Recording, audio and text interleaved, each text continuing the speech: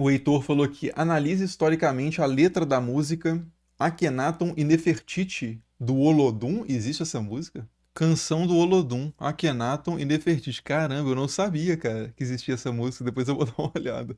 Deixa eu ver aqui. Peraí, deixa eu fazer isso agora, né? Depois não, deixa eu fazer isso agora. Peraí. Akhenaton e Nefertiti.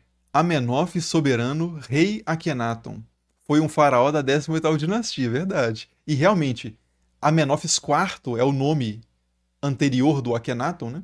Seguindo o nome da dinastia, os Amenófis, que muda o nome para Akhenaton em adoração ao Aten, né? Ou ao Aton, que é o disco solar. Então até aqui, perfeito. Em Amenófis, soberano rei Akhenaton foi um faraó da 18ª dinastia, que iniciou o culto de adoração ao sol, fundando em Tebas a religião monoteísta. Não, peraí. Aqui, Akhenaton, na verdade, ele funda... É o contrário. Ele sai de Tebas, que era um centro de adoração de Amon, que estava ganhando muito poder, o sacerdócio de Amon, e vai para e funda a cidade no deserto de Amarna, atualmente chamada de Amarna, né? Na época Akhetaton. Então aqui, fundando em Tebas a religião monoteísta. Então aqui, na verdade, o fundando em Tebas não procede. A ideia de que Akhenaton é uma... que a religião, que o culto do Aten, do disco solar, é monoteísmo, isso também é muito debatido hoje, porque o próprio conceito de monoteísmo é muito complicado, como a gente vai discutir lá no Deus Entre Deuses. Mas, assim, pelo menos um sumodeísmo, né? A adoração centralizada em um princípio que unifica tudo que é divino. Isso é anterior ao Akhenaton, né? A adoração de Amon-Ra, ela já tem esse componente sumodeísta, que não eclipsa os outros, até usando uma metáfora astronômica pisando no Sol, ela não eclipsa os outros deuses, mas a divindade dos outros deuses é subsumida no Deus Supremo. Assim como Marduk, por exemplo, na Babilônia também, no período neobabilônico, ele concentra toda a divindade e o nome dos outros deuses passam a ser atributos de Marduk e por aí vai.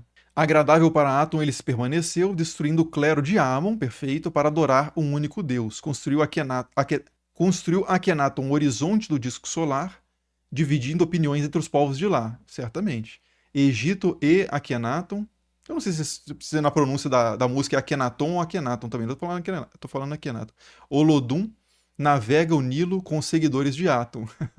E Karnak, cidade do templo de Amon-Ra. Perfeito. Amon-Ra, de fato, é o deus principal do complexo de Karnak, que tem vários templos para vários deuses diferentes. Que não é um ambiente, de forma alguma, característico do culto do Akhenaton, que é excludente do ponto de vista cultico, né? Ou pelo menos concentra fortemente o culto no Aten, santuário, o complexo de Karnak, pelo contrário, é um lugar de multiplicidade de deuses, né? De cultos diferentes. Santuário de um povo milenar, Nefertiti e Akhenaton. O Olodum vem apresentar o reino do casal solar, e de fato Nefertiti é a esposa principal de Akhenaton, né? Segundo a história, o rei Amenhotep III, que é o mesmo Amenófis III também, né, o pai do Amenófis IV, que é o Akhenaton, preocupado com a invasão e o poder dos hititas, enviou um mensageiro para conversar com o rei, para lhe pedir em casamento a sua filha. Isso tem também. Deixa eu lembrar disso, porque o que acontece, na verdade, eu acho que essa história que eles estão fazendo referência aqui, se eu não me engano, é quando.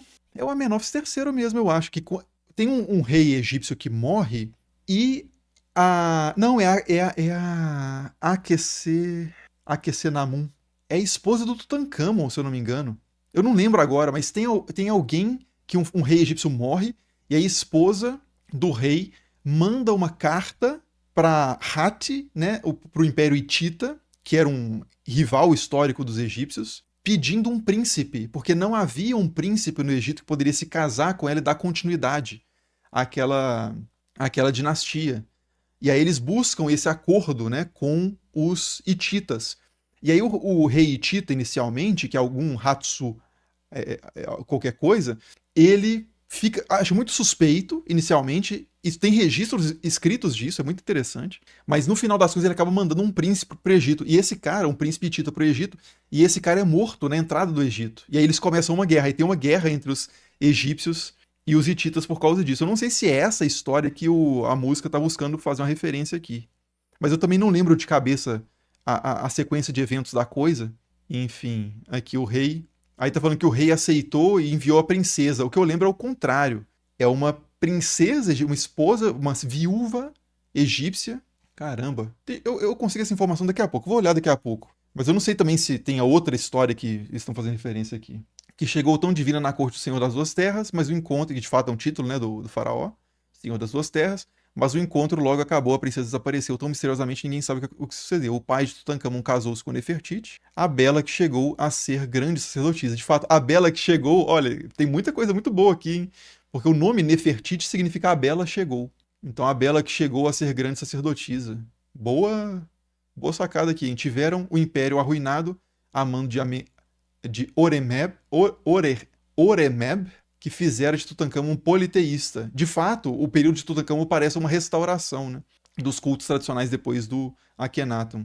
Mas tem um período do Tutankhamon que é ainda centrado no Aten, porque a gente tem, o nome dele inicialmente era Akhenaten, não, Tutankhaten, né, que é a imagem viva do Aten. E aí depois o nome dele é trocado para Tutankhamon, que é a imagem viva do Amon, trocando o deus, né, que indica essa restauração cultica.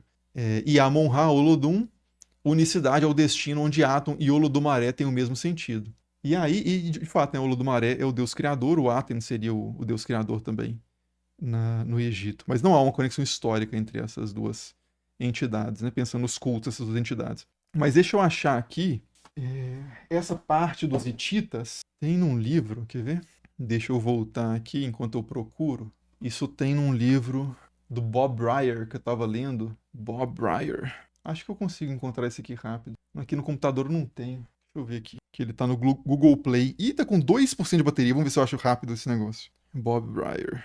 Vamos lá, 2% de bateria no tablet. Vamos ver se vai dar tempo. Pra buscar essa história dos hititas. Tá abrindo aqui. Caramba, não tá abrindo aqui, não sei porquê. Conectado sem internet. Vai estar na mesma internet que eu tô fazendo a live. Tá abrindo aqui. 2%. Aqui, deixa eu dar um Ctrl F aqui. Aqui, ó. Então é a viúva do Tutankhamon mesmo. A viúva do Tutankhamon. Que é a Akhesenamun, que depois que o Tutankhamon morre, manda uma carta pro Supilaliuma, pro filho dele, que é o Mursili II de Hatti, né? Do Império Hitita. E ela diz: meu marido morreu e um filho eu não tenho. But to thee they say thy sons are many. Mas os filhos seus são muitos. Se você puder, vou parafrasear aqui. Se você puder me dar a generosidade de conceder um filho seu para se tornar meu marido. Never shall I pick out a servant of mine and make him my husband. Eu não vou escolher um servo meu como meu marido, mas sim um filho seu. Eu estou com medo. E aí tem essa carta. Aí o cara fica, o rei Tita fica assim, que história maluca é essa, né? Que os caras querem casar a esposa com um filho meu, inimigos históricos que somos. E no fim das contas ele decide mandar o cara, que é eles mandam um mensageiro primeiro, que é o Hattusa Ziti, pro Egito, um mensageiro hitita, o cara confirma a história e volta, aí eles mandam um príncipe pra lá, e aí aqui já é o Bob Brier falando, né? Pelos arquivos a gente sabe o que aconteceu depois. O príncipe foi enviado e foi assassinado na fronteira do Egito. E os hititas foram para a guerra contra o Egito. Essa é a história que eu conheço, né, que eu estava mais ou menos na cabeça aqui, e que não bate com a história da música do Olodum. Pode ser que eles estejam fazendo referência a outro evento que eu não conheço. Mas parece muito, né? Parece muito o enredo. Eu acho que o que aconteceu aqui foi uma imprecisão histórica que é totalmente irrelevante para os propósitos da música, né? Mas. Não, eu não estava carregando, não. Ele está em 1% aqui. Inclusive eu vou pôr pra carregar, se eu tenho que pôr pra carregar, senão pra eu ler amanhã, vou acordar amanhã querendo ler, no tablet não vai dar. É isso aí, liberdade poética. E pode ser que eles estejam fazendo referência a alguma coisa que eu não sei também, mas eu não conheço nenhum evento tão parecido com esse e relacionado ao Amenhotep III especificamente. Pode ser, vai saber. Tá, mas vamos voltar aqui, né? Então, valeu aí, Heitor, pela excelente pergunta sobre a música do Akhenaten e Nefertiti. Tá feita aí a análise, ao vivo.